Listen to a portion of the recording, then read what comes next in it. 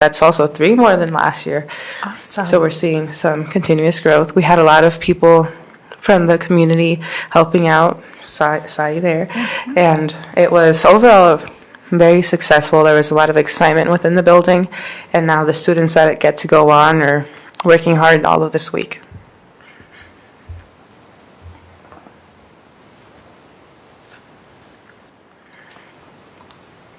This Sunday was the State Poetry Out Loud competition, and before we had Isaiah Wilder, who was the school winner that was going to get to represent MHS at state. I asked him a couple questions just so you guys could see kind of a student perspective when it comes to these types of things. I asked, what do you think got you to the State Poetry Out Loud competition? He says, I think one of the biggest parts of it was Gary, which is the coach, but also I really enjoy performing, so my passion for it, I think, also kind of took me there because I was willing to work a lot for it. And then I asked, were there things that you wanted to improve in since the school competition? Have you improved? And he responded with a wider range of emotion and being able to use a wider range of my voice because last year I had trouble with these things in a particular poem. I do feel I have improved. So we can just take a peek at the process that a student goes through, learning how to critique their own work and grow from their previous experiences. And Isaiah said at that moment that he'd be willing to compete in Poetry Out Loud for as long as he can.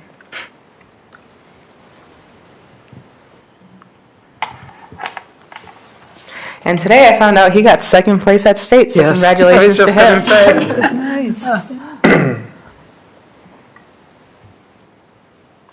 nice. We had the 2022 Iowa Poetry Out Loud champion, Landon Stanley, present his poem, Our Abandoned Farmhouse by Ted Kuzer for over 200 attendees at the Governor's Arts Award celebration. So that was exciting for him and exciting for everyone watching.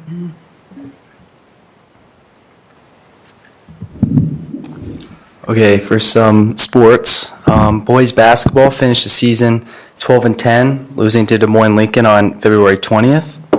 Boys bowling placed second in the conference behind Fort Dodge, and so did girls bowling. They also got second in the conference behind Fort Dodge. Girls tennis will start Monday, March 20th, and boys tennis will start March 13th. And then finally, track practice has recently begun for both boys and girls.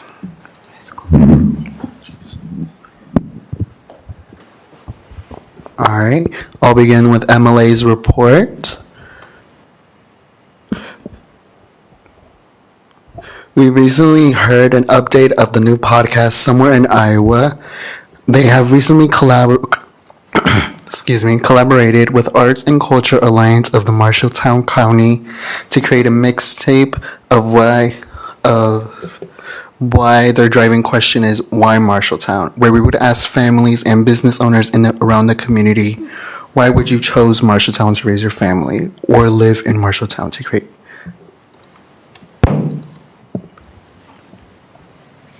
IJAC has also taken the opportunity to go to the state capitol to ask fellow senators and legislators for $3.4 million to support IJAC in opening 50 more programs for 2,000 students around the state.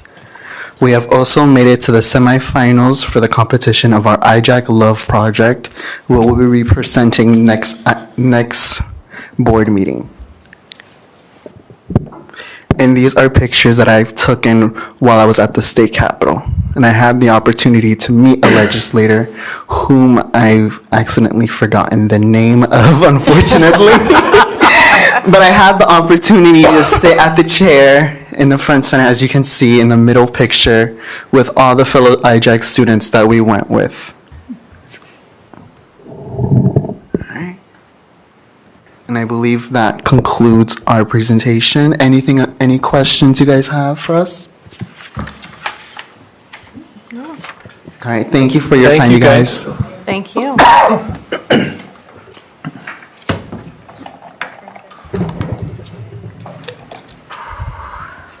Dave, Kristen?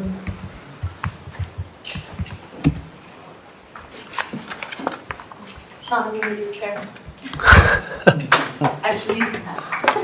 You can have it. I'll slide over.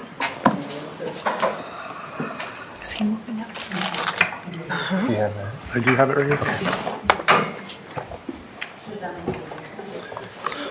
Okay, before we get going, we did have one individual email some comments they wanted read, so we're going to have Randy read those first, and then we'll turn it over to you guys. Dr. Schutte and school board members, we are glad to see the discussion with Miller leadership slated for the upcoming meeting. Unfortunately, we are not able to attend. We want to share notes from a meeting we had with Mrs. Kell and Mr. Glenn just a few weeks ago. Our intention was to discuss these notes with Theron before bringing them to you, but we felt you should all have them before Monday. We would appreciate if this letter was read during the public comment portion of the meeting. We have had 4 children through Miller, current college freshman, high school senior, sophomore, and 8th grader. We have 2 more coming, 5th grade and 1st grade. We have seen a significant decline at Miller over this time. The big issues are the 2 to 5% of student body with behaviors that prevent learning for the others and bad phone and Chromebook policies and habits by some that limit student engagement for all. I trust you have all digested the parent survey that supports this statement.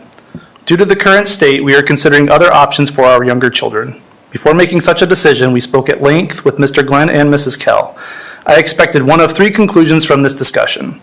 First, they don't agree the problem is bad and therefore aren't working hard on it. Second, or they agree it is bad but don't have the ideas and or ability to implement change. Lastly, or they have ideas and ability but they don't have the support from the district or the school board, resources, policy, budget, etc. We had a very collaborative 2-way discussion where both sides shared many issues, factors, and ideas. From that, we distilled 2 conclusions. Firstly, Miller's issues are more due to lack of support than lack of awareness, ideas, or ability of Miller admin. This is encouraging because if the board and district immediately provide support, you can quickly change the course.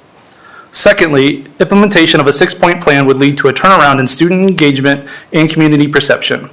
I submit the 6 points here for very strong consideration by all parties with authority and ability to create change. These 6 points are not the creation of Mr. Glenn and Mrs. Kell, so don't hold this list against them, but please discuss these points with them. Number 1, re-implement phones in the shoe holders on every door of every class and hold teachers accountable to follow this policy. Mr. Glenn and Mrs. Kell indicated this is their plan starting at the beginning of the fall semester 2023. Number 2, fill the resource officer opening. I saw in the paper last week that something similar is moving forward.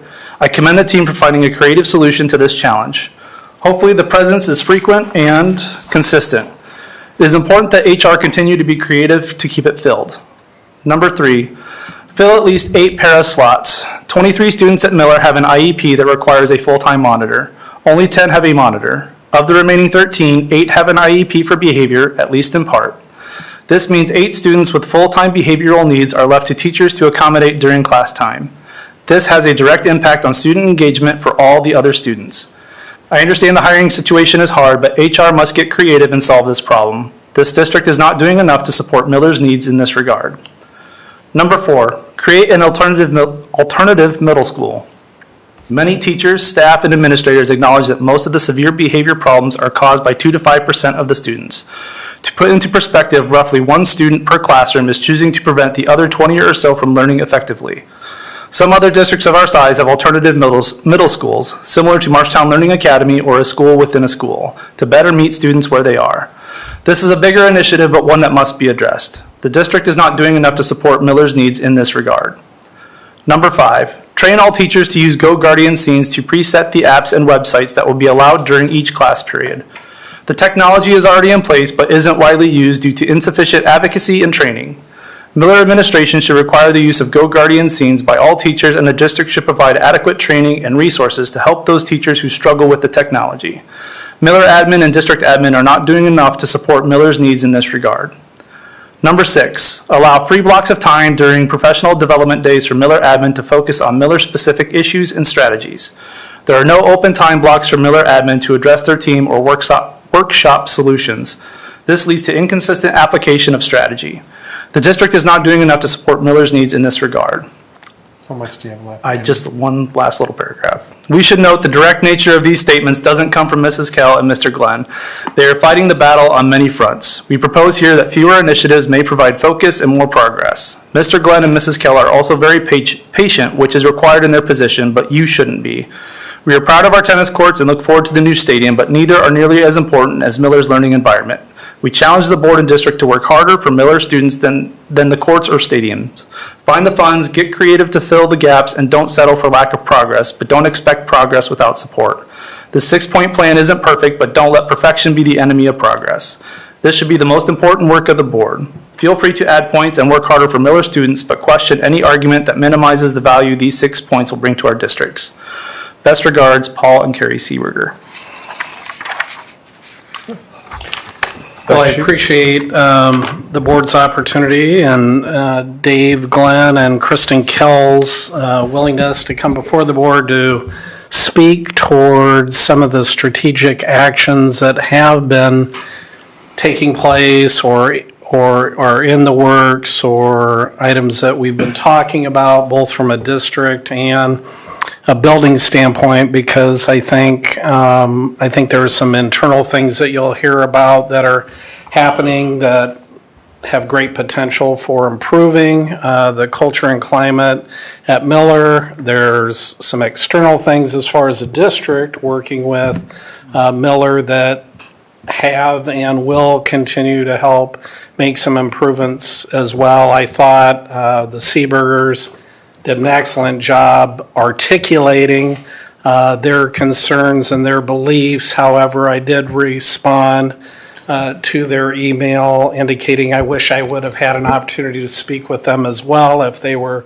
dissatisfied based on what they had heard in speaking with the Miller administration, because as I'm sure you see, there's some misinformation and or misguided beliefs, perceptions based on wherever they've gathered some of that information. One being none of these issues have ever been about money, but and when we're talking about money and we're talking about facility enhancements versus hiring people, those come from entirely different pots of money.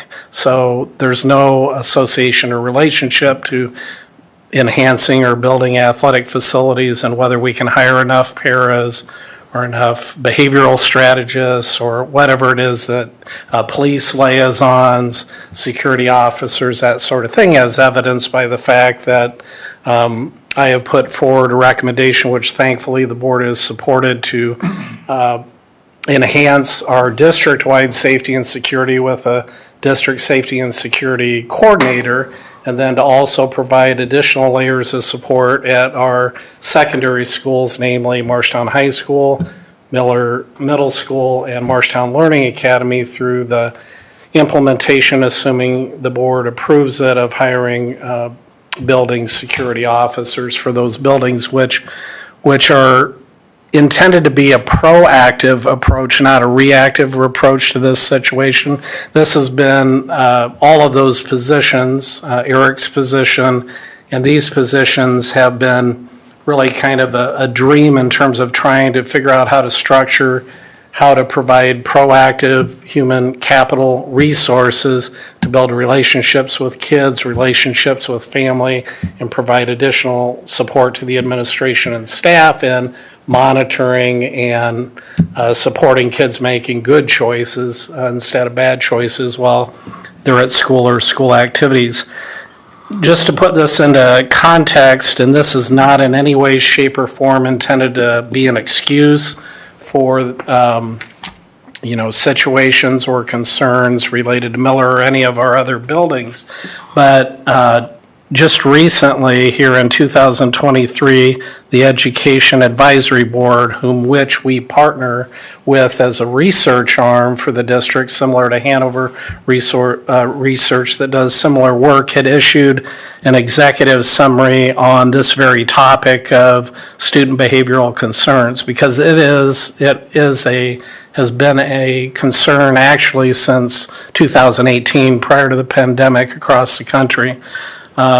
They conducted a survey in the 18-19 school year of teachers in which alarms were raised about what appeared to be an epidemic unrelated to COVID-19, which was seeing an increase in student behavioral concerns.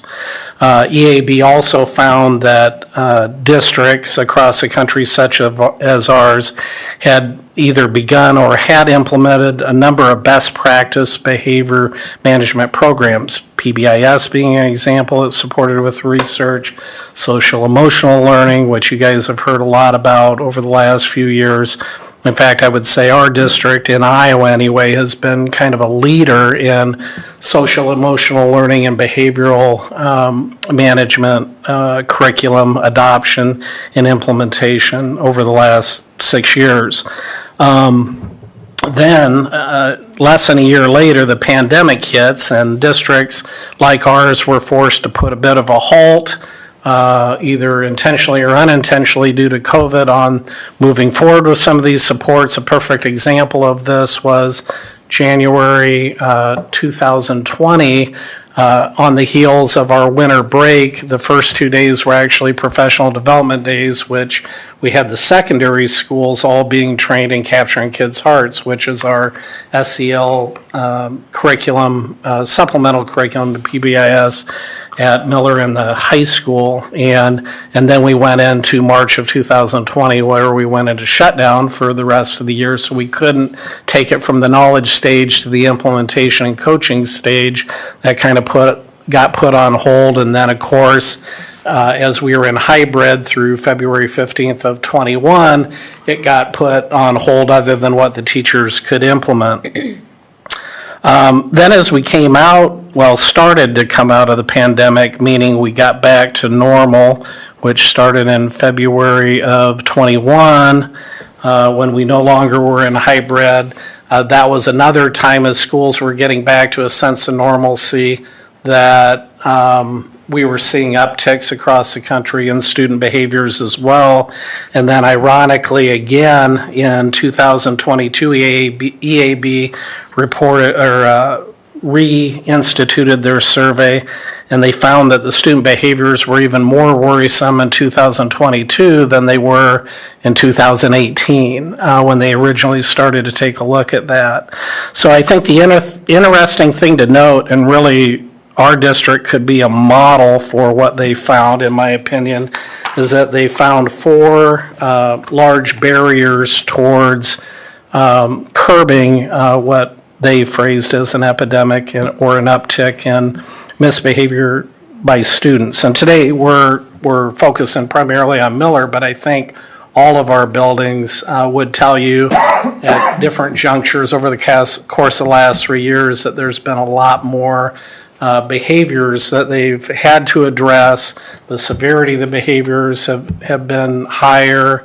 And part of this too is, teacher morale dropping at the same time that student behaviors are going up. And we've seen that with our own measurements of our employees through the Human X Culture and Climate survey, where we were really headed in a great path from good to great, and then took a step back right after the pandemic, especially when everybody had to be all hands on deck since we were short staff, we were short subs.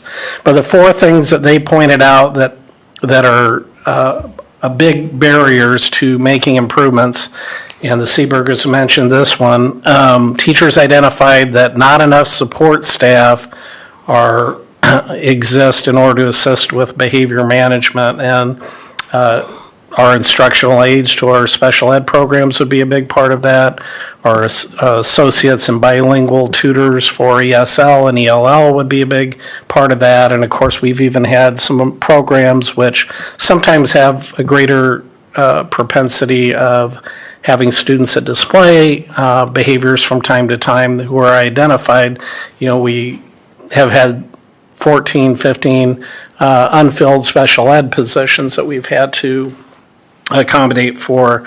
The second thing that they mentioned as a barrier were a disconnect between teachers and administration on how to implement and follow through on the behavioral management frameworks. So I think the best way that I can illustrate this from my conversations over time with teachers has been seeking clarity and trying to figure out where the right balance is between what we consider minor misbehaviors, which would generally be things that the teachers would address, and when those things or what things turn into major behaviors that typically would get turned over to the building administration. So there's a desire across the country for greater clarity on who should be dealing with what and how best to deal with that. And then the next was teachers' perception on a lack of adequate training on how to implement the behavior management techniques. So if they're just getting a foundational training, a knowledge training of these programs, but not having a systemic way of having support and further training on how to use the tools that are associated with the program, that's a problem as well. And then the last thing that they identified, and again, this is from teachers across the country, is just the pressures inherent in how do we balance, and for our district, this would be a big deal, how do we balance the needs of all of our students, the various needs, as it relates to the academic proficiencies, particularly in reading and math, and then where do we find that balance with how we integrate the social emotional learning, the behavioral frameworks without sacrificing on the academic side. So it is a delicate balance there. And so again, I share this with you not as an excuse for anything that either came through in the survey results that Miller had with students, parents, and their staff, but just to give context that we're not the only ones that are grappling with these concerns. So with that, I'll turn it over to you guys. Thank you. All right, well, thank you for giving us the opportunity to talk about what's going on at Miller. And we would like to start with just sort of an overall summary of what, of kind of historically what's happened behaviorally at Miller. So if we could see our first slide. There you go. So you look at there's 7 years of data. And what you'll see included in that data would be the number of students who were issued a major behavior, the number of suspensions that were given, that's the S, and then you'll see a couple of other things scattered throughout there. So FEP would be the Friday evening program that used to be in place here. So it was a program in partnership with Marshtown Police Department. Some of our liaisons ran that program with over a number of different topics. And we would assign students to that Friday evening program. Historically, it is no longer in a practice of our district, so that you'll see why that kind of disappears as you get into some of those later years. And also, EXP would be a number of times that we've had a student from Miller expelled from the district, and LTS would be any student with long-term suspension.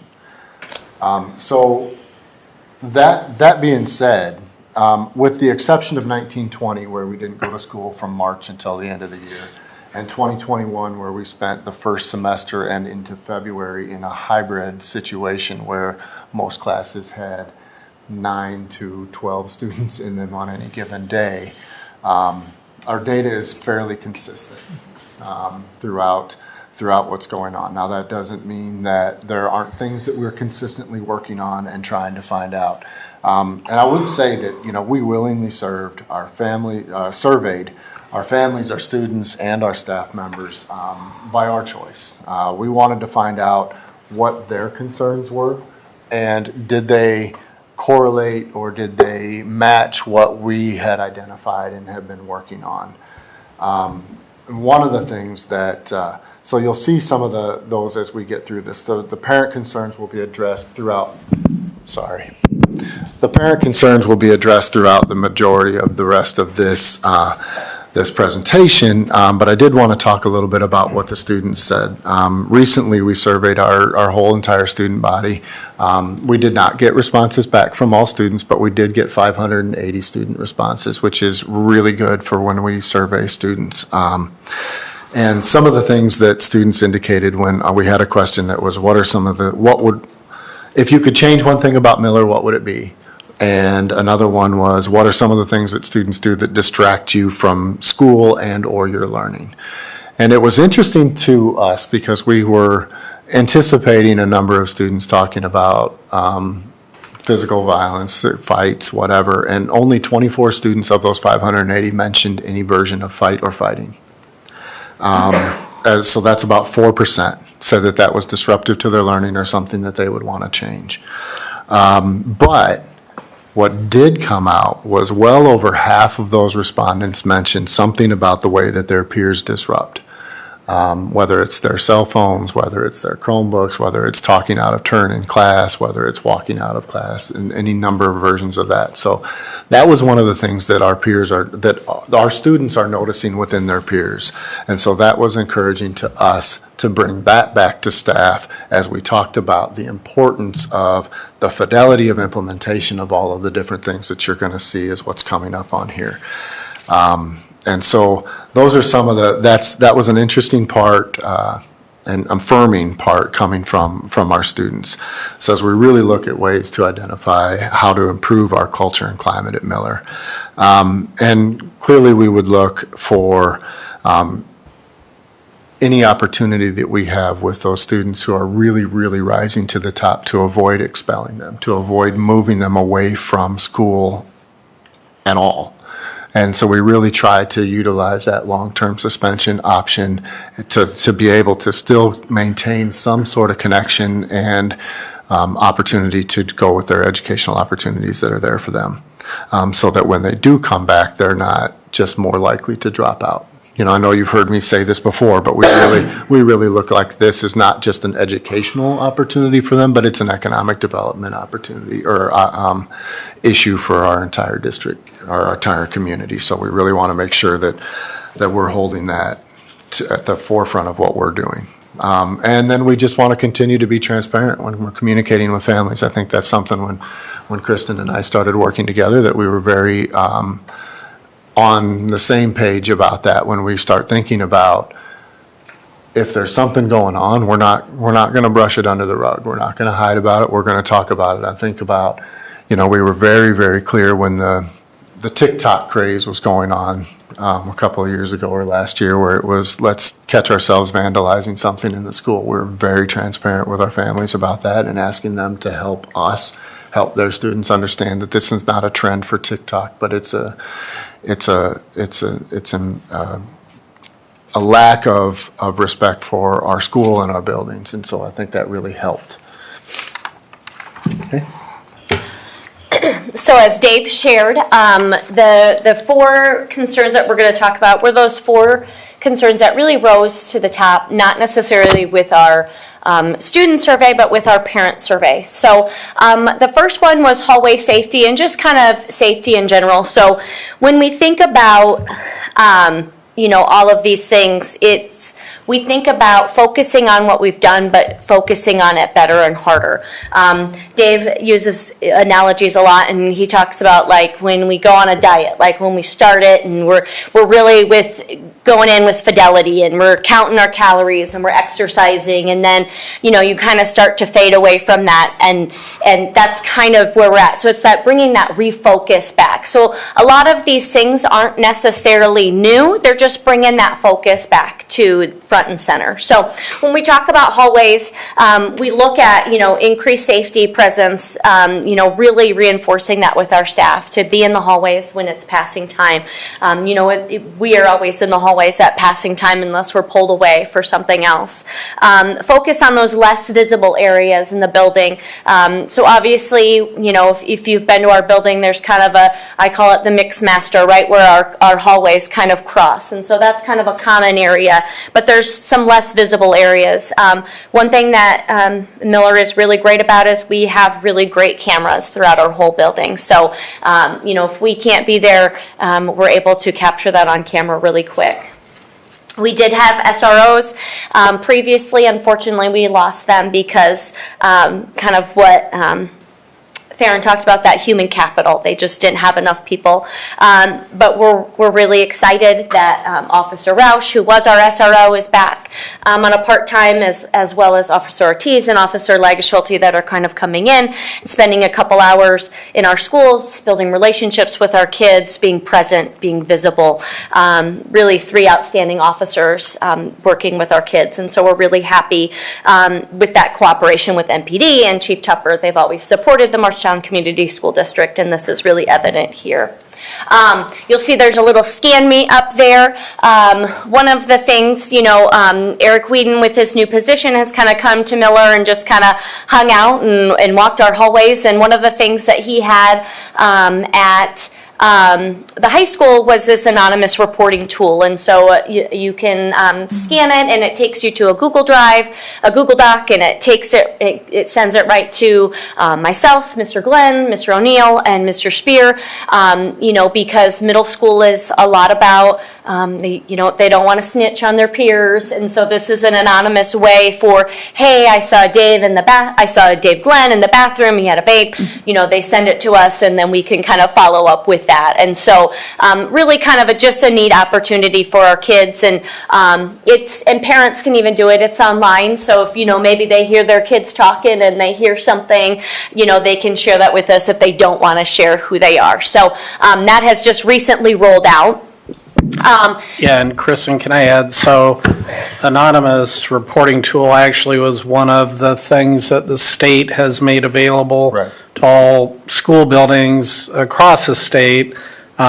We signed, as a district, each of or asked the principals to each sign up, elementary, intermediate, middle, high, alternative school, for that. Unfortunately, it has not rolled out yet, so it may be April or May. So in the meantime, similar to the system that the high school had used, Miller is using something temporarily till that comes around. Yep. So we started the year with enhanced hall passes and just, again, bringing that focus back in. They're coordinated, We're going to also bring in that zone regulation like the high school has, where, there's certain bathrooms that are a certain zone, and so just kind of enhancing that. We have a good handful of teachers that are testing a digital pass, which is called Smart Pass. Its ability to restrict and monitor time out of classes. It's a common pass. Early returns are really positive with the teachers that are using it. It gives a responsibility piece to the student because they've got to fill something out, but there's also a time limit, and then the teacher can see that right away. So if Sean was out and he was supposed to be 5 minutes to the nurse and back, and he's at 8, it'll be red, and then when he goes to that next class, I can see that and be like, well, you already went to the nurse, and you took 8 minutes instead of 5. And so it's really kind of a cool data piece, and the teachers that are using it are really digging it. And even last week at conferences, some of our teachers were able to pull up SmartPass and be like, this is how many minutes your son or daughter was out of the classroom. And so it's just really cool. And so that data thing, and even, today we had Ryan O'Neill was looking at a student, and he was checking to see if they made it to the nurse because that's where they were supposed to be. And so he rated the nurse, and she's like, no, they're not here yet. And so just, it's something the teachers that are using it are like, okay, we have to buy this because it's really cool. So just kind of another way to kind of help monitor our students and where they're going. And it also can flag. So let's say Leah and Sarah want to meet up at the bathroom, and we begin to see that that's a connection. I can see that Sarah's already out there, and I'm like, nope, you can't go right now. We can actually set it up so that if Sarah has an active pass, Leah won't get one. Yep. It won't allow her to fill out a pass because you can assign those groups saying, if so-and-so is out of a classroom in a pass, then so-and-so doesn't get a pass until this one's back. Yeah. So just kind of neat, just for some of those trends that we've seen with certain students. So early returns are pretty cool on that. We also created a girls group with our counselors to help students manage conflicts. A lot of our conflicts for the 2022-23 school year have been girls, which is a little unique maybe from in the past. And so our counselors really saw that need and created a specific girls group, just really focusing on that managing conflict and having those mediations. And then another thing that we've put in place recently with the support of Dr. Schutte is suspending students who are recording avoiding the student conflicts. And I will say, since we have started that process, there has been 0 physical altercations. There was a small little mishap that was very minor, but when you don't have students that are encouraging it because they can't record it to get their likes, it has been, again, it could be a fluke, but early returns on that are definitely positive, because in the past, we would have students encouraging each other to do it so they could be there ready with their phones, and if they don't have that opportunity, and they're not going to get their likes, then it's really not worth it. And so that's been a really positive change. So one of the other concerns that we often hear from parents would be centered around bullying. Clearly, that's not a Marshalltown issue. That's a statewide, national issue with people who are claiming that that their student or that they themselves are being bullied. One of the most challenging earmarks of whether something is actually bullying or not would be that imbalance of power between both parties. And often what we see when someone is claiming so-and-so is bullying me is that is often coupled with responses. So it's really two-way. It's not one way. It's not imbalance. It's just poor behavior, which is something that we then work on with both of those, with any of the parties who are involved. But we do have a bullying and harassment form that's been in place for a number of years. It really ties into what we need to report to the state, and so it's very difficult sometimes at the end of the year prior to this form to think back on what were the actual occurrences here, what were our responses, was this founded or unfounded, and that kind of thing. It was challenging, and so we put this form together probably maybe 6 years ago, but it is relatively cumbersome. There are a lot of fields that you have to fill out when you go to report this to the state, and so I think people kind of steered away from it and just started sending an email or calling the office. And so we're really renewing the emphasis on filling that out. So we have good documentation of what was reported and how we responded and what we found. But the anonymous reporting form that Kristen mentioned earlier will fall into that category too. There's a spot on there where they can say I witnessed, or I was a victim, or whatever it was with bullying as a part of that. So, and then again, another girls group where we've created with the counselors and additional groups with our SRS, our school social school resource specialist, who is working with not just groups of students, but also with some individual students who have sort of risen up to the top, and she has regular meetings with them to kind of work through some of those social skills that seem to be lagging with some of those gen ed students. So then that not the last one, the second to last one, cell phones and Chromebook. So again, that re-emphasis on, making sure that phones and AirPods are away, and that includes, having hoods down so we can see if those AirPods are in there. And again, it's just that refocus for our staff and reminding them of those expectations. We, as Mr. Seeberger's letter shared, we are reinstituting the shoe organizer phone holders in 23-24. And so basically it's just a holding place for phones. We did have it in place prior to COVID, and now just kind of bringing that back. And so it's just kind of a little house for phones to be, when they're not being used in the classroom and teaching, and with this, cell phones, Chromebooks, they're embedded into our lives. So it's really, really important for us to teach appropriate use, and when it's appropriate and when it's not. The Chromebook is our textbook, and the cell phone has become our calculator. And so really focusing on what does that look like and how do we use it appropriately at school. We were able to take a little of our professional development day on February 20th, and Mr. Gilbertson went through that Go Guardian, which is our system that kind of watches what students are doing online. So if we're working in class, we can see what everybody's on, whether they're on the right tab, whether they're doing the right thing. Well, teachers can take that a step further and set a scene. So if I'm going to do an activity and I want to have culturegrams and Britannica and they need to watch a video on YouTube, I can lock it in, and those are literally the only 3 websites that they can go to. And so, and then as well as that, as soon as you kind of find something that maybe you would think the whole school should restrict, they can send that to Mr. Gilbertson and he can just restrict it all. So we just basically, we had a handful of teachers that were using it, but he kind of went through that professional learning of how to actually do it and how to set that scene. So if I'm going to be using my Chromebooks, this is what we're going to be able to use, and they're not even able to go to any of those other things. And then, you know, our district is really focusing on that mental health and social media. So we want to encourage those parents to attend on March 22nd to our mental health social media night, because it'll go through a lot of that.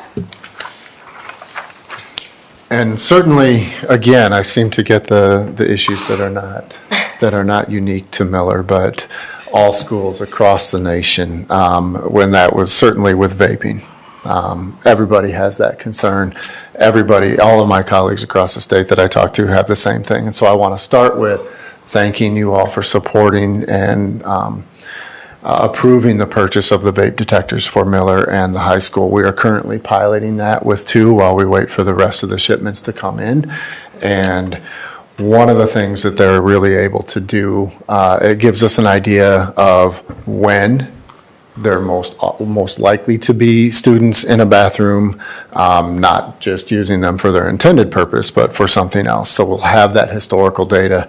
We also have an idea of what kinds of vapes they're using. Once we got a little bit more learning from the people who supply these to us, we have an idea what to recognize, whether it's a nicotine vape or whether it's a THC vape or whether it's Axe, because that will also sometimes trigger those alarms. And it's fun to go rushing into the bathroom to find. That could be rough at a middle school. Right. They have not, most middle schoolers have not quite understood less is more when it comes to that, but it will often trigger our vapes and or our detectors, and so we're able to identify that clearly and not go running up there to say, "You smell great." Historically, if you have a nicotine vape at Miller, you're pretty much going to have and these are generally, these are our general rules of thumb. It's not always just automatic, but you're going to look at a 3-day suspension and a citation from the police department for possession of a tobacco product under the age of 21. If you're caught with a THC vape, you're looking at a minimum of a 5-day suspension plus a drug possession charge. And obviously with both of those, we have progressive discipline and progressive fines. Those fines in and of themselves, which is something that is very important to share with families. It starts at a $70 fine, and then it goes to $150, and then it goes to $300, and it stays at $300 until they're 21. So every single time they're caught, that's another ticket for them, and it follows them for, whether they're here or not. And having had a couple of students who were slow to pick up on that, their parents were much quicker to pick up on that, and were very interested in curbing that with their children. And so it's something that we're acutely aware of. It's something that, the hardest part when you think about when I started in education and it was smoking, whether you're smoking marijuana or whether you're smoking cigarettes, that's difficult to hide, right? It's difficult to mask. Vapes are much, much more difficult to detect. They're easy to hide. You don't have to light them. So when you want to hide them, you can quickly move them into a spot where most people aren't going to go looking. And so that's a really challenging part for us, and something that we're certainly aware of and working on nonstop, as I'm sure everybody across the nation is doing that. So as we think about what do we want to do? What are our goals moving forward? We'll talk a little bit about that. Maybe. So I kind of mentioned this before, we want to focus what's in place, but we want to make sure that we're all doing it. So really tightening up on Miller's Tier 1 implementation with all staff and maintaining that keyword consistent expectations, whether it's PBIS, whether it's CKH, implementing all of those actions that we've talked about for our last few slides. With consistency and as a team, monitoring all our behavior data and identifying and responding to trends. Just an example, our students that had a lunch really were struggling to stay seated and do certain things, and so they had to have a seating chart, which was not very fun for them.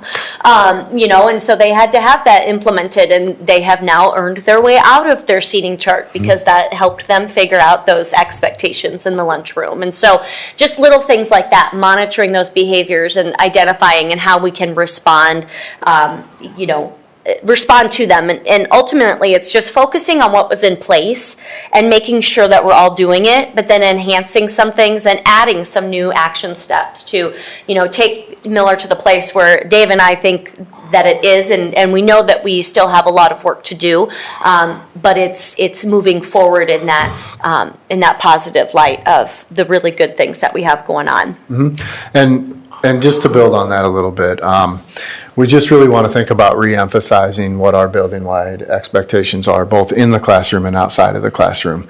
And you'll see on there that it says, holding students accountable is a team effort, and then it says no busted coverage. And Kristen mentioned that I'm a big fan of analogies.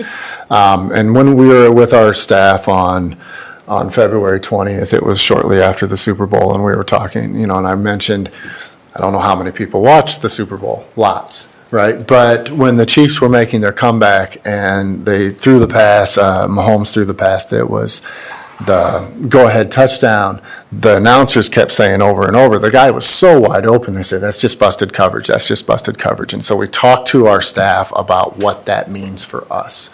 So when you think about all of our teachers, all of our paras, all of our secretaries, we're all on the same team and working to hold our students accountable to the same expectations.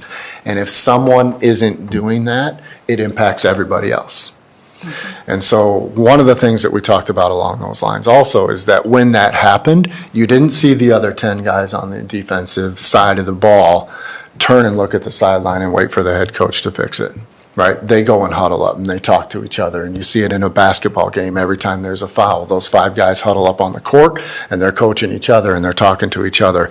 And so we really kind of emphasized with our staff that we're not going to see everything. We're not going to be everywhere at the same time all the time. But when you see something that you feel like needs to be addressed, you need to address it.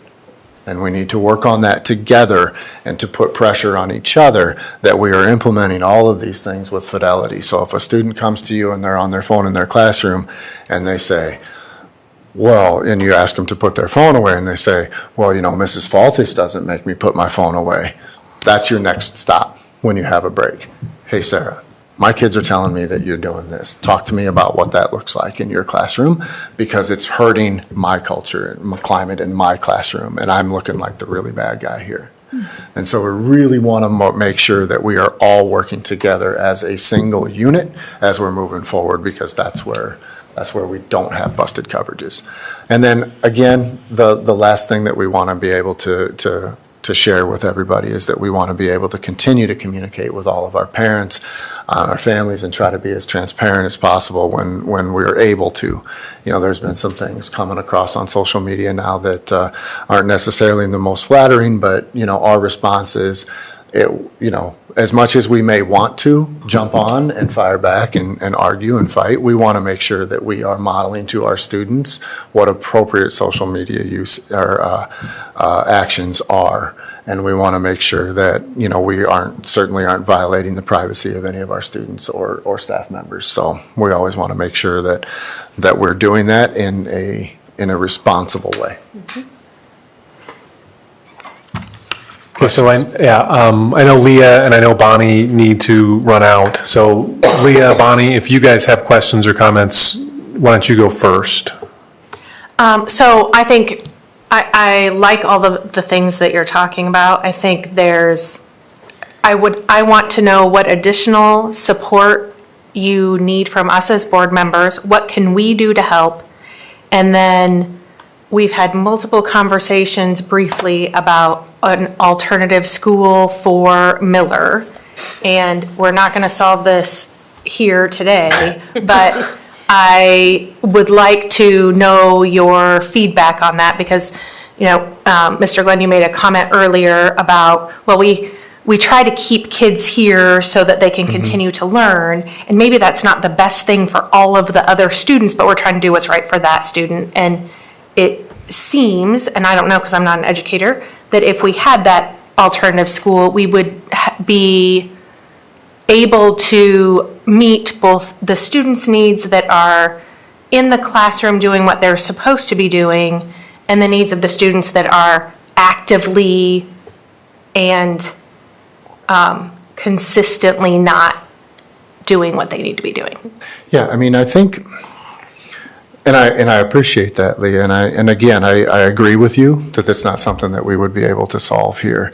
And I want to be very clear, too, that we're not looking to get rid of anyone. We're not looking to dump any students. But I think, we also have students that go straight from Miller to our alternative high school to start their high school career because they're just having difficulty in a comprehensive school setting. And is that appropriate at a middle school? I mean, that's part of the debate, and I think then the discussion that we have to have.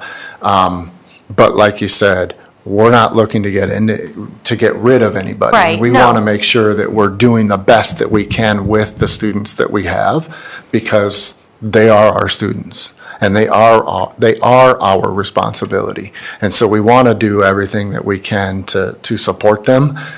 And when those things aren't working, then that's a conversation that I think is worth having. My 2 cents before I have to run off. I also like everything that I've heard you say. Thank you very much for your attempts. I would also ditto the fact that I think that you folks are the experts.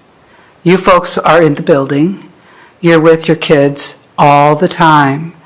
And so we need recommendations from you of how the board can support you. And I agree with you, it's not just getting rid of kids. That's not what we're talking about here. We're talking about how do we change the environment to help all kids be successful. And so the board I'm speaking for myself as a board member, I'm really looking to you as experts to come back to us and say, I think we need help in this area. And just be totally open and frank with us so that we have a better understanding of how we can support you. Because you can't do your jobs without support. But we can't do our jobs if we don't have the information. Absolutely. Makes sense? Yep. Absolutely. So it Absolutely. definitely has to be a partnership between you folks, district administration, and the board. We just need to get everybody in the loop so we can help you out. Yeah. And we don't want you to feel like you have to do it all yourselves. We want that input and feedback, and I don't want everything sugar-coated and glossed over and it's, let's just pretend it's all okay and be happy because it's not, that won't actually improve a situation. It'll just cover it up for a little while versus actually making significant change. And that's what we want. We want the best learning environment for all of those students. Absolutely. So we're dittoing what Bonnie said. We're here to support you. Just partner with us. Yeah, and I'll add, and Dave and Kristen have heard this from me before, in 38 years and working in education, one of the easiest things to do when there's a problem is throw people or money at it. And I'm really guarded and conservative about making sure that how we choose to provide those supports has some evidence base Right. or some research base to it. So I always am guarded also about, I don't want people to think that Marshtown Learning Academy is a behavioral school. It really isn't. It's a school that offers an educational experience different than the traditional school. It is not a school where we put kids that have huge behavioral records in. Now, we do have a therapeutic classroom for students who are identified with behavioral and emotional that serves primarily K through 8 students, I believe, and maybe, that's something that we need to look at is, do we have a need to expand that? Is there opportunity for some sort of different learning experience that would be an alternative? Because I've seen districts, I've been part of districts that have done that successfully as a school within a school. Versus, a separate location or a separate site. And I will tell you that no matter the program, it all comes down to the quality of the people that you have running the program. Absolutely. Number one.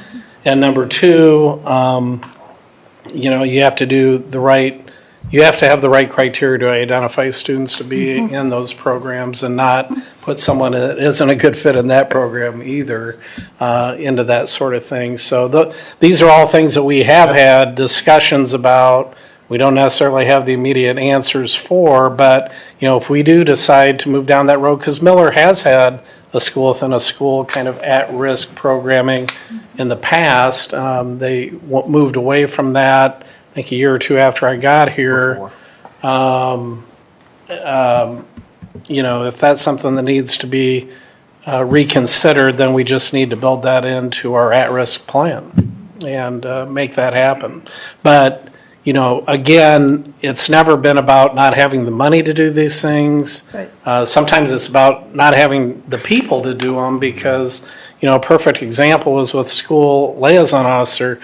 Chief Tupper was one of the first people that reached out to me when I came here in 2016 to have breakfast in conversation. One of the first things that I said to him was, and I didn't even know the lay of the land yet here, I said, one of the things that I'd really like to do in partnership with you is figure out a way to get a school liaison officer similar to what we have at the high school at Miller and Lenahan. And his concern was funding from the city's standpoint and whatever. And I said, well, if you can acquire a COPS grant, which they did when they started the high school one, it basically nearly fully funds it for the first 3 years. I said, I'll commit our district to doing what we need to do in that 4th year if the city has challenges related to funding it. And so in 2018, as I started talking about, Chief Tupper did apply and got a COPS grant to implement liaison officer at Miller and Lenahan. And unfortunately, COVID hit, so that delayed for 2 years, for the first year implementing it.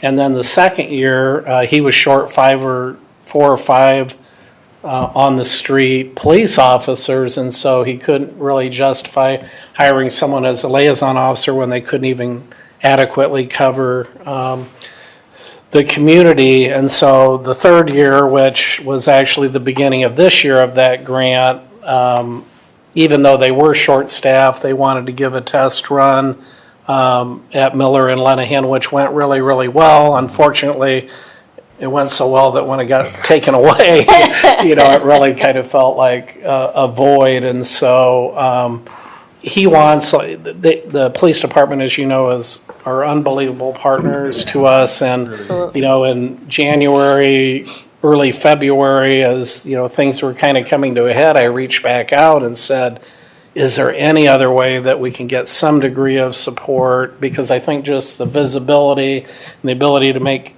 positive connections with kids will go a long ways. And so he came up with the idea of, well, let me throw it out to our people and see if any of them, when they're on their days off, are willing to work overtime and to provide that kind of support for Miller. And thankfully, we've had 2 or 3 that have chosen to do that, and then we've chosen to move Eric's position, the new position of safety and security coordinator, over to Miller predominantly in order to provide additional eyes and support and for the administration there too. So again, it's not for lack of support, and I would concur with what the board has said that, you know, we need to know what you need, and then we need to work together to try to figure out how to make that happen. I think, as most of you know, we have come a million miles in trying to provide fair and competitive pay to some of our support positions, such as paraprofessionals, to try to make a dent in this huge shortage that we have there. Not only have we made those moves, but we've done them like at times that we normally wouldn't make the increases in a school district. And we're going to continue to do that to try to see if we can hopefully be in a more competitive situation. We're no longer competing with other school districts. We're competing with other jobs that have shortages in the community that oftentimes pay more, have longer contracts, that sort of thing. But as the board knows, we will be announcing, hopefully, and approving significant strides in that arena once again at our next board meeting on March 20th. So it probably isn't going to resolve the whole matter, but hopefully it'll make a dent in the shortage that we have. I actually have a few questions. Okay. Something I brought up before I even saw any of this, not because of anything necessarily happening at your school, but because I do read a great deal about education. Cell phones are a huge distraction, not just at the middle school level, but all the way through the college level. And they're showing a correlation between even just having cell phones in the classroom and drops in test scores. So, and I see that you're planning to re-implement the phones in the bags. I think that's an excellent idea. It makes perfect sense. So one of the questions I'd asked Theron about is, would it be helpful, because I know this is coming around in different school systems, for us to have a board policy as opposed to just a handbook policy? Does that strengthen your ability to, I guess that's one of the things that we need to ask you is, you know, is that supportive? I'm not sure it hurts, Right. Jen, but I'm not sure. I mean, so I would draw everyone's attention to dress code policy. Right. You know, that's a board policy, Right. and there are certain things that are in that are very clearly laid out in that policy that we continue to, not just us, but all of our buildings continue to fight on a daily basis. You know, I would say hoods and hats. Right? That's clearly laid out that they're not appropriate. It's in board policy. And yet it's still a constant reminder. Hey, could you take your hood down? Could you take your hood down? Could you take your hood down? Right. So it certainly wouldn't hurt, but I think it's really important there. Dr. Schutte shared with our admin team, I think just yesterday maybe, a podcast concerning cell phones in a couple of high schools that have looked to just ban them outright.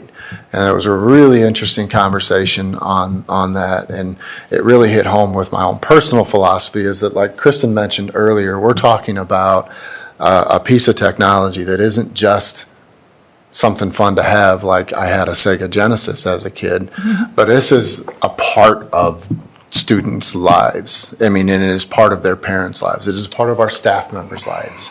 It's part of all of our lives. And so that outright ban is just taking that piece. You can't expect people to check their lives at the door, and they would fight it, and they would sneak it, and they would, it would, I don't think it would make any difference, which really comes back to what Kristen mentioned earlier. Our charge should be teaching appropriate use, and that doesn't just stop short with our students.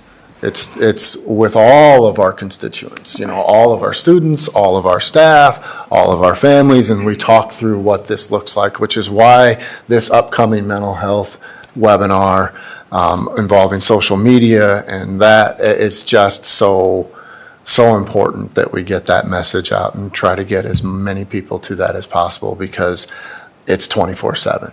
So the conflicts that students have don't stop at the end of the school day like they did when we were growing up. I could call somebody's house when I was a kid and say, you know, hope to get them on the phone, but I also might get their parents. So I would stop short of doing that, and it builds in a break from that, and you might even forget why you were in conflict. This is nonstop. You're correct, and a big part of, you know, the bag on the door is when you walk into a classroom, just as when I'm teaching, my cell phone is upside down on the desk, I'm not looking at it. Yours is here, you can see it's there, you know it's there, but you're concentrating on what's happening here. So And, similarly, yeah, that's like. it's the idea that you're teaching them the appropriate use of the cell phone. Right, they can still see it. You know, like some of them, like I have a girl, she has to check it in with me, and she literally kisses it before she gives it to me. Oh, yes. I know. Oh my God, like it's this whole ritual every day, and I'm like, just give me your phone. She's like, So "Stop, really, we're baby." talking about, a technology piece that's similar to an instructional strategy that we're using that is really helpful, which is that gradual release of responsibility. Right. Not every school at every level is going to need a shoe organizer in their classroom. But until those skills are developed and until, and it's not going to be, I'm going to pat you down until I see your cell phone in the shoe organizer. If you're choosing not to put your phone in the shoe organizer, then you're also committing to your phone not being out in class. And so that is going to be something that, and that's what we were able to do prior to COVID when we were working on this. It's really, we're releasing that responsibility back to them, and hopefully the goal is appropriate use is what we're releasing to them. So they have an appropriate time when they can, not every time does your phone buzz or, hear something that I need to check it. You can wait. Yeah, and the policies I've read are literally all over the Yep. place. There's school board policies that say whatever the teacher says goes, and there's school board policies where it says no cell phones at elementary, at middle school. It's similar to what you're describing with the shoe pockets at high school. Yeah. So, how far the board goes to regulate that varies. We are in transition as a society. It's all over the place. Yep.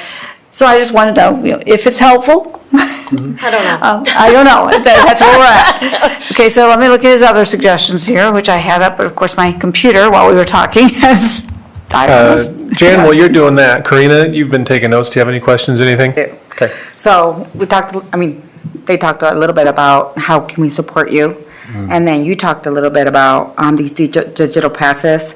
So I just want to know a little bit more on how that is going to help. Like, is that something that is being tracked by phone, a computer? on your phone. Exactly. Do they carry a beeper? Like, what?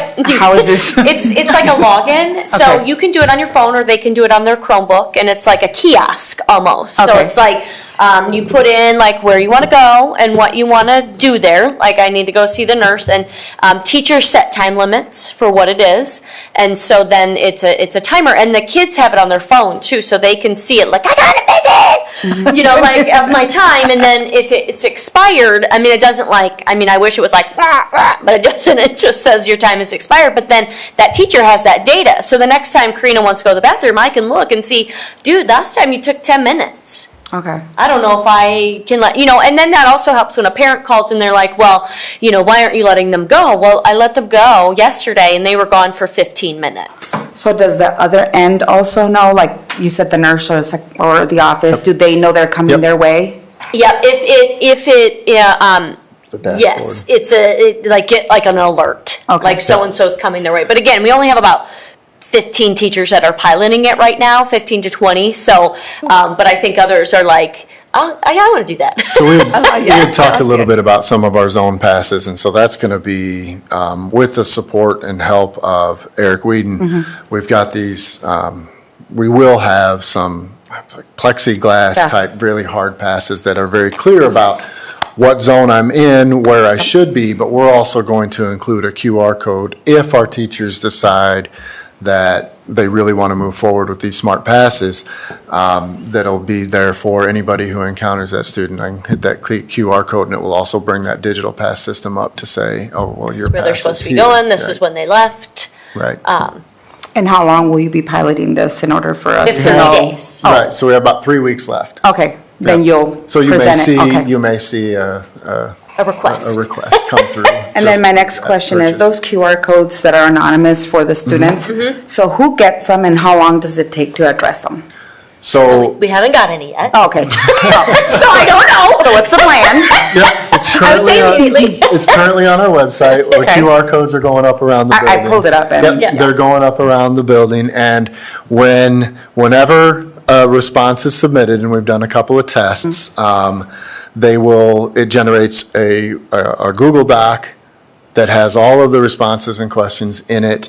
It comes to myself, it comes to Kristen, it comes to our behavior interventionist, Chad Spear, it goes to our juvenile court liaison, Ryan O'Neill, and also our counselors. So if there's something, and then there's a spot that we added on there to say actions taken and by whom. So if we get it, no matter when you get it, it's kind of first come, first whoever's got, and might reach out and say, hey, John, Augustine, this is really something that might be your wheelhouse, and so why don't you start here and then let me know where you're at. Last question. So there's been a lot of talk about fights, and we talked about what are the consequences for vaping, what are the consequences for other stuff. So what are the consequences for fighting? And, fighting, vaping is really cut and dry, right? You have a possession of a vape. And fighting becomes ambiguous because you have different forms. Like a physical altercation, I am assaulting Dave and he is not fighting back. Okay, so that student, we're not going to suspend that student that defended themselves or maybe just pushed away. And then when you look at that physical fighting, Dave is now fighting back. It's a battle between the two. So usually our standard is, for that initial is 3 days. And then just like vapes, it's a progressive. So another one, then it's 5, then it's 7, then it's 10, and then we're most likely seeing you like we did a couple weeks ago with another student. And some of them, are, there's different levels of fighting too, right? Like you have a couple boys that, even today after school, a couple boys, they were messing, and then one pushed one and he fell down and then he got mad. And it was like, it was like just that heat of the moment. It wasn't a fight, it wasn't a brawl or anything, but you could see like he was getting mad because the kid pushed him, and it just, and so you have to kind of look at those. Each case is a little different, but pretty solidly it's a 3-day suspension. And we've done 3 days for the videographers as well. Okay. Because we didn't have any altercations at school. They were just 2 after school at a basketball game. And so there was a couple videographers there. So those were the only kids that have been suspended for that because there hasn't been an opportunity for them to do so. Okay. The length of time could also be adjusted based on the severity of the injuries that a student would Absolutely. experience as a result of it. So you may jump right to 5 days or 10 days, Absolutely, depending yeah. on that. Yeah, for sure. So it really depends on the Yeah, situation. it's not as cut and dry as like vaping. Okay. Well, and the other thing is, if there is serious injury, typically the school district's going to take a lead in making sure the police department is made aware and files charges.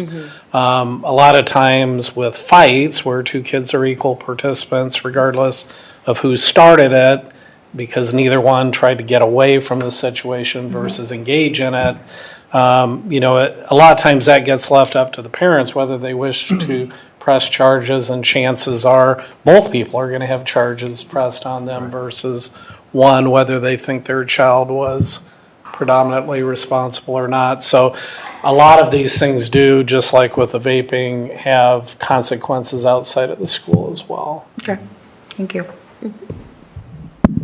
You've addressed the resource officer, so I guess the next one is the fact that you're short paras. So you've got these 8 students with serious behavioral issues going in unaccompanied to classrooms. Do you want to explain more about what's happening there and what can we do as a board? I don't think that data was quite correct. Okay. Essentially, we have zero, we don't have any paras in our BD rooms. So. Although I'm assuming these are co-teaching situations, because it says it means 8 students with full-time behavioral needs Right. are left to We're just teachers. saying that his data wasn't correct. Okay, so that's not happening, is what you're saying. We don't have any paras. Oh, so it is happening, but it's worse than anything. Right. All right, so that still brings me to the question, okay, I understand, and I know, I admire you for not wanting to exclude children. On the other hand, both teachers and the other students need to feel safe in that classroom. Right. And they need to be able to get an education. We do know that some students, even students sometimes that are not even horribly behaved, simply don't handle moving from, in the departmentalized setting, moving from one teacher to another, they're just not ready. And so how can we as a board help you build a system that you can work with the people that you have, since we cannot find these people? Well, and I think our BD department is phenomenal. And those kids that really do struggle with transitions, a lot of them don't go out. Our teachers they'll go with them to class, or they'll say, do 20 minutes and then I'll come and get you. So our three BD teachers that we have right now are phenomenal. And they've really worked well with the lack of support that they have. If they'll call or they'll text us, we're down there immediately. And our students that are have disabilities in the area of behavior this year are a little different than the past. A lot of their choice of manifesting their behavior is verbal.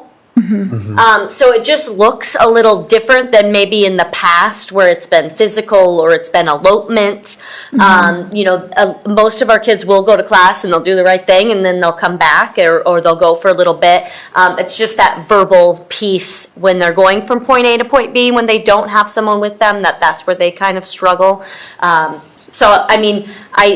think we're just really lucky. We've got a really phenomenal 3 BD teachers that are working really hard, and a relatively good group of kids that are, have, disability in the area of behavior. And so we've just really been working hard with those students and those teachers. Yeah, and I think what one of the things that Kristen mentioned is the way that they try to support some of those students. So, when you might have a para in the classroom working with 2 or 3 different students and being able to kind of keep track of things, right now what's happening is if we have a student that starts to exhibit some behaviors that are of concern, our first stop and our first hope is always the gen ed environment. Like, we don't want to remove anybody from that environment. And so our BD teachers will come up and they'll first try to work with them right there in the classroom and try to get them back to a place where they can stay in class and get the instruction and get that guided practice that they're going to need to be successful. And if they're not able to do that, that's when they're going to come and say, you're going to come back with me, back down to a different environment, and we're going to work on this, together where we don't have 25 other sets of eyes on us. And so that's our ultimate goal is the gen ed environment for all of our students. I know, I understand that. Are they able to do that without disrupting the class? I think it just depends. Some days, yes. Yeah. Some days it's just this, I'm going to come and sit with you and I'm going to work with you and I'm going to, very quietly on the side, we're going to have this conversation. Sometimes we might step out in the hall and have that conversation and work on what's going to happen and then try to come back in. Sometimes we'll take a break, we'll go for a walk, we'll get a drink of water, whatever it is to try to get them back to level and then back into the classroom. If it's not working that way, that's when they're not going back in. And I think to kind of add to that, it's really important for gen ed teachers to really understand their IEP and to understand their behavior implementation plan. Because, you've got to, for some of the kids, we've got to follow those steps in order to, what are their needs in the area of behavior? Just like we would look at an IEP and, okay, they need a test read to them, they need this accommodation made for them, Their disability is in the area of behavior. So what are the accommodations that they need to make? And so really making sure that teachers are aware of their IEPs and aware of their behavior plans, as well, which is so important. I understand that, but I'm going to play devil's advocate here. The other 19 children in that room, is their education being negatively impacted? That's really the question that's, I think, coming up in that paragraph. And so it's not that I disagree with what you're saying. It's that we really need to think about all of those students. And that's really what I'm asking is, do you have what you need to make sure all of those students are getting the best education they can have? Because remember, it's not only the behavior disorder student that has a right to a free and appropriate education. Absolutely. Right. Okay. Zach, do you have questions, comments? Well, yes, I do. I appreciate it, kind of going back to your first thing, how I appreciate putting out the survey to give parents, kids, staff opportunity. And I think what I heard was the top majority of it was just classroom disruption, whether it be cell phones or Chromebooks. And while I do love technology and I think it's important, a couple things we did as a board put through was the guardian teacher assistance. And I'm glad to see that we're able to implement the professional learning day for those teachers or staff members to learn more about it. And for people that aren't aware how it works, again, I think reiterate it, from what I gather, limits, focuses on the kid to make sure they're on task, right? Yep. And don't get sidetracked on Yahoo or whatever they like to Google for the day. I don't think they use I that. don't think so. Yahoo old. I don't, yeah. It's not AOL, is it? Yeah. No one's on AOL anymore either, Zach. Can we just say that Yahoo went to the way of Yahoo? Nobody uses it. Okay. But yeah, so it just locks down It what lock- they need yeah. them to do. So Google Classroom and whatever activities they would need to be on. They also have the ability to kick kids off of sites. Perfect. From their, If from they their haven't set a spot. scene. And that was something that was funded, through ESSER or federal funding, and I think that's something that most school districts do not have. That how do we as a district, and it's not just Miller, it's everywhere. What I'm looking like a SMART goal or goal digging down deeper is, how do we get all the teachers, you're the CEO of that school, CEOs, how do we say, we're doing this? And go with it. Yeah, and I think that's, what I think you're getting to here, Director Wall, is that it really comes down to trust and verify, right? So we have to monitor the effectiveness of all of our teachers and what they're doing and how they're doing it and how they're implementing that, whether it's through our walkthroughs, whether it's through talking to them about issues that we are or aren't seeing. And if we see a pattern of removals from a certain teacher's classroom, then we're going to start talking to them about, what are you doing in your classroom that is leading to all of these removals, and what could we do differently so that we're not having them? And so it really does kind of fall down on that fidelity of implementation on all of the things that you were just mentioning. So again, going back to just be nice to have a goal of, that we have put in place to stay on track, and I think that's a district-wide goal. And the second thing is, I think we talked about the main thing was disruption in classroom, and it's not, it's every school district, right? Is cell phones, right? And we do, like Jan says, we do have a policy. Miller, you brought that to us, and I could read the paragraph, and we'll save the time. At what point, I guess, are we at this point now saying we're going to follow guidelines and move forward, or is that next calendar year? What are we doing at this point today? Yeah, at Miller per se. Yes. I think when I talked about just that re-emphasis, that reminder of, we went through that, the policy of what it was. And so that reminder to teachers, that refocus of, this is the school-wide policy of this, the reminder. And we talked a little bit about that busted coverage when he talked about how, Ms. Fultis lets us use it, and having those conversations. So when we had that time on February 20th, we kind of went through some of those common expectations of Miller, and talking about cell phones, talking about AirPods. And so it's going through those expectations again, that re-emphasis of it, and then talking about having those conversations around, not necessarily, now it's not to the point where it's all staff, it's, okay, Mr. Wall, I've heard that this is happening, and having those individual conversations with teachers that aren't following those expectations that are building wide. So it should be out of sight, out of mind, in your pocket, in your book bag, unless the teacher has given permission for it to be out. And the permission should be for meaningful educational experiences, not just to waste 5 minutes, 10 minutes looking at YouTube or whatever. So obviously easier to ensure if the phones are dropped off in a bin when they're coming in and pick up, but they do, we simply have to implement the policy that we have in place. So. Sarah, you haven't had a chance to comment at all or ask any questions. Do you have anything you want to say? Just a couple short comments. No questions. I'm happy to see the things that are being put in place. I'm happy that we have the position that Eric's filled. I think that's very positive, something we've never had in our district. And the next agenda bullet will hopefully empower him a little bit more with some support throughout our district. So I think those two are very positive steps that we're taking. I like the fact, what you guys just alluded to, that we're empowering teachers to hold each other accountable. You two can't hold everybody accountable all day long, but empowering your team to hold each other accountable is very powerful to me. I would like to to see, short-term, end of the school year, what progress have we made? What's our data look like at the end of the school year now? I mean, that's probably fair. We have just over a quarter left, right?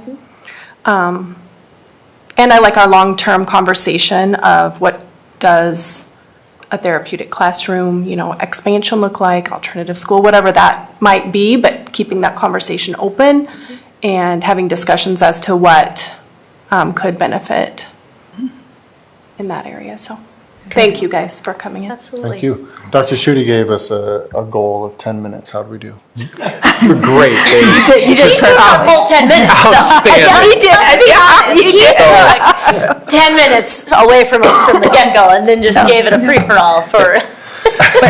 Sean, did you have any questions? I did not. I was just going to say thank you guys for coming. I will make one comment. I guess my oldest is now a high schooler, and just in terms of your communication and reaching out to parents, I never had any problem getting word from the school about what was going on. I liked the newsletter that you guys sent out. And you're absolutely right. You were upfront and honest about when stuff needed to be done and when you needed help from parents to make sure stuff got done. You laid it all out there. So I appreciated that. And again, thank you for coming tonight. I would like to maybe comment on, some of you kind of asked, what support we need. And I think it's really important too, that support doesn't come here, it comes in the community. And for some reason, we've really been blasted on social media lately, and a lot of it not true. Even just with our recent situation, people just not believing us when we said MPD said it's not credible and just things like that. And so if you have folks coming to you, please encourage them to come to us. We love to talk about Miller. We love to talk about the good things. And talk in general. We know it's not, we know it's not rainbows and unicorns, and we know we have a lot of work to do, but we have some amazing teachers and some amazing students doing some amazing things. And we really struggle with sometimes that perception not being out there and really focusing on the negative and sometimes focusing on things that aren't even true. And so when that support can come beyond just these four walls and out in the community. And that's to that point, Kristen, I will say this. I have had more parents who have students at Miller talk to me about the great things that are going on there and how much their students enjoy their educational experience at Miller Middle School that I have had parents come and talk to me about how much they don't like it. Awesome. So let's not lose sight of that. Yes. Right? We try not to. Because that's huge. Yeah. And with that, Jan, is this going to be short? Very short. All right. Okay. One of the things, I know last time I was there, you were nervous because I came in No, we and. weren't nervous. Well, you acted nervous, but you were busy. So I didn't really talk to you, but I did walk around the building, and you should know that what Sean just said is exactly what I saw. I saw enthusiastic teachers, enthusiastic students. I saw no major behavior problems. Everything was going well. And that's really what needs to be out on social media. Right. Yeah. Officer Ordon last week was like, this place has a cool vibe. And I was like, it does. So thank you for your time. Thank you very much, guys. Thank you, guys. Thank you, thank you. Whoop, I lost my shoe, so grab that before I go.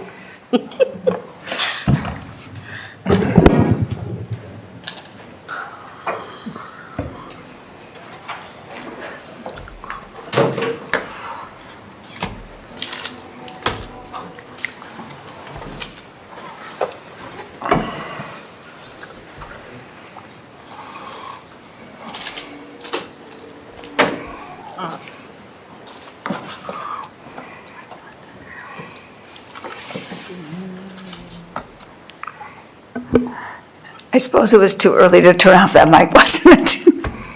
It feels like the meeting Why? should be I don't know, over. Jan. Does that mean you're done asking questions for the night? Or? Okay, turn it back on. Okay, I need to get logged back in.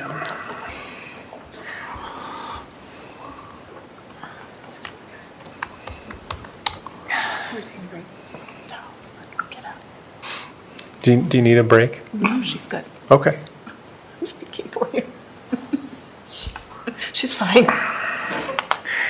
Good. Dr. Schutte forgot his password, so he's having trouble getting logged back in here. Try password 123. I bet that's it. I just can't type any longer.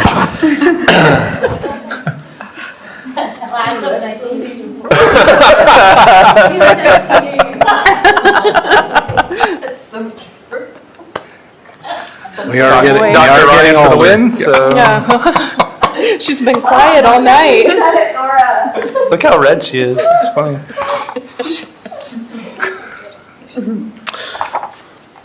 While he's looking for that, can I just mention on that job description, it says exempt, that it should be non-exempt, meaning this is an hourly position, not salary. So where you see exempt at the upper right-hand corner, it should say non-exempt. Well, the next agenda item we've referenced a couple times tonight, but basically part of our overall plan to provide enhanced safety and security across the district was first and foremost to hire a coordinator for that district-wide. And then the second thing was to put forward these positions, which would be hourly positions, but well-paying, good-paying positions. And there'll be positions for which our preference will be to hire people that either have some background in law enforcement or military, or at least some work experiences that would lend itself to that. And these people will be building security officers. Essentially, they will be the people that will be walking the halls, checking the doors, making sure people are getting where they need to go or aren't in places they aren't supposed to go. They'll also be working with the administration in terms of monitoring door access, monitoring our camera systems, monitoring these vape systems that have been discussed, helping with behavioral situations that require some investigation and those types of things. We essentially, Eric performed many of these duties when he was the juvenile court liaison at Marshtown High School outside of the liaison responsibilities. So in having him come over to this new position, there is a void there in terms of building security that probably won't be filled by whoever replaces him as the juvenile court liaison. And Miller being a large building, an older building with multiple floors, a lot of places that are not easy to see, you know, looking down the hallway and stuff. I just think it'll be really advantageous to have a person in this position there as well. So our intent would be to hire 2 people, assuming that we can find them, and to implement as soon as we can hire them even this year from that standpoint. So one would be at the high school, and then one would be predominantly at Miller, but also serve MLA as well.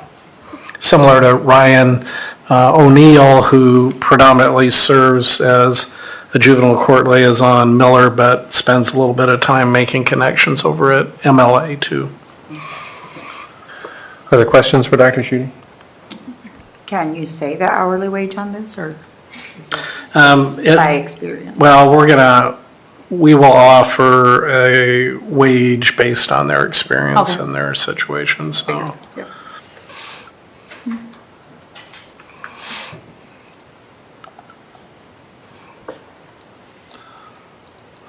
If there are no other questions, is there a motion to approve the school security officer position and job description as presented? So moved. Second.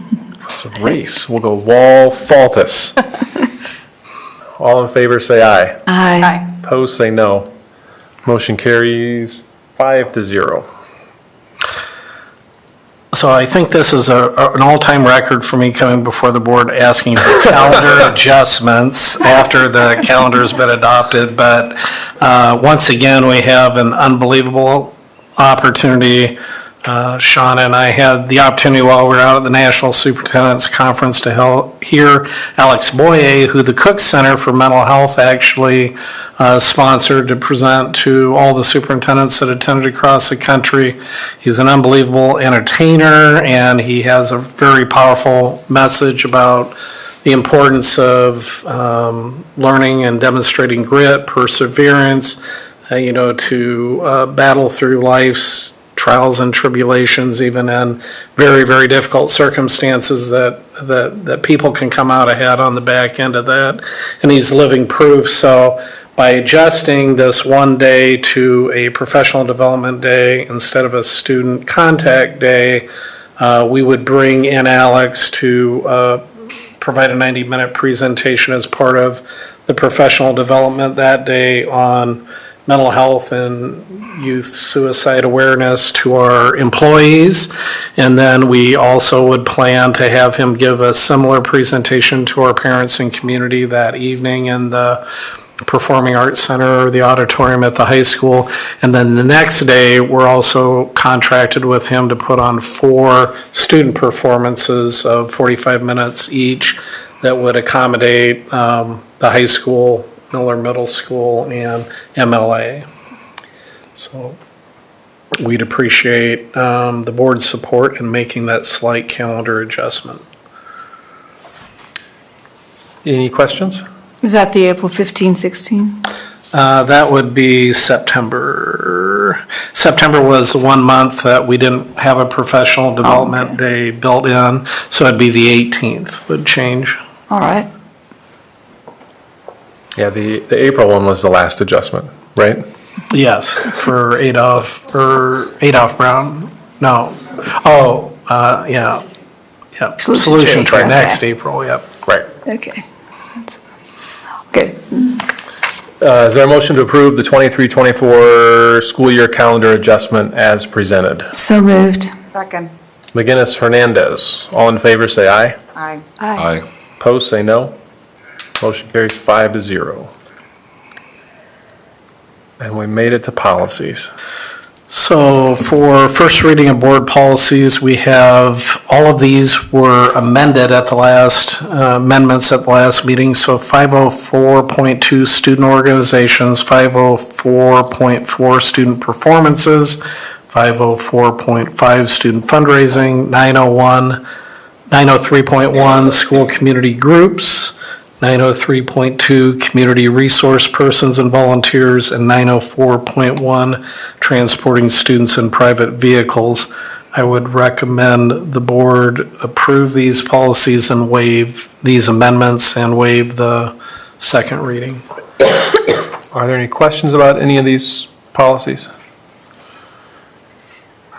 Nope.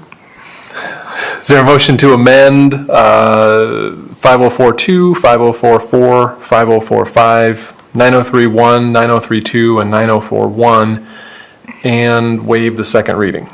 So moved. Second. Wall, Faltus. All in favor, say aye. Aye. Opposed, say no. Motion carries 5-0. For initial review, there were 2 new policies that I've put forward that IASB recommends. 216.1 association membership just simply affirms Marshalltown's commitment to be members with the Iowa Association of School Boards and other relevant professional organizations. And then 604.4 just is kind of a placeholder for the district having programs to address the needs of at-risk students. Are there any questions for Dr. Schutte on 216.1 or 604.4? Those will come back for adoption. Sarah, you had some policies. I do. 5046 interscholastic competition. Couple changes to that one. Change the title to student activity program and add a sentence to paragraph 6. Also update legal and cross-reference, so that one will need to come back. Questions about that policy? Okay. And then 4 more. 5047 school-sponsored camps, no changes and no matching IASB policy. Mark that one as reviewed. 5048 private activity camps, no changes, no matching IASB policy. Mark as reviewed. 5048R private activity camps, no changes, no matching IASB policy. Mark has reviewed. And 50410 school safety patrols, no changes, no matching IASB policy, and we can mark that as reviewed too. Are there any questions for Sarah about those policies? Okay, they will be marked as reviewed.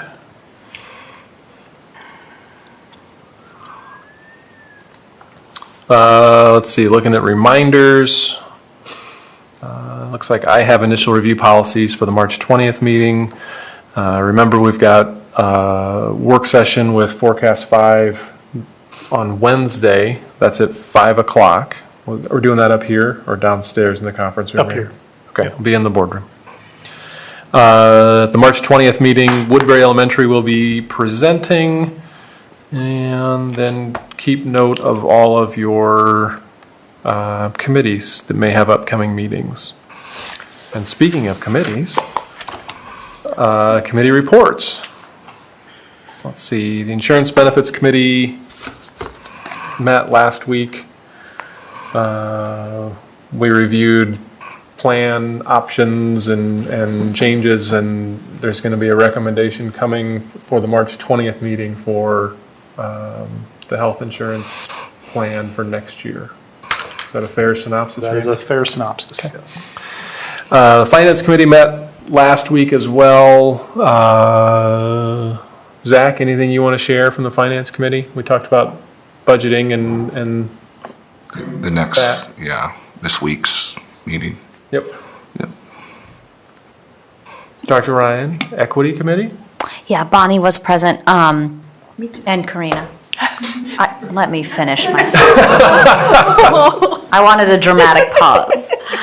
We had a great, really productive meeting disseminating some XLP data and suspension data, looking at basically the demographics compared to our student population to see if there were disproportionate number of students and identities and things like that. It's very productive. Anything else you want to add, Karina, since you were there? We do. We did have a conversation about the consistency in each school as far as the suspensions, and we did see some disparities on the numbers of suspensions and the whys and the reasons for it. So there is some questions that, as far as an action plan to do, to see the why, why one school is suspending for this and not the other or whatever. So it was good data. Yeah, we really walked away with some good actionable next steps for us to dive into. Yeah, definitely. Good. Okay. What have we done this evening to improve education for the students in Marshalltown? We approved potentially 2 new safety officers for the district. Hopefully left the middle school administrators feeling like they have our support. I am excited for Bobcat University and our attendance coordinator. Yes. Any items for future agendas? This isn't for the agenda, but just a reminder. I don't know if when I stepped out, Matt said something, but you want to do your promo? Commercial break.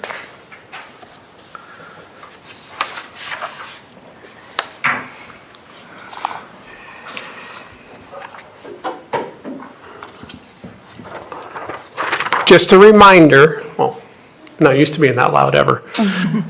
Just a reminder that we have our next parent wellness evening coming up.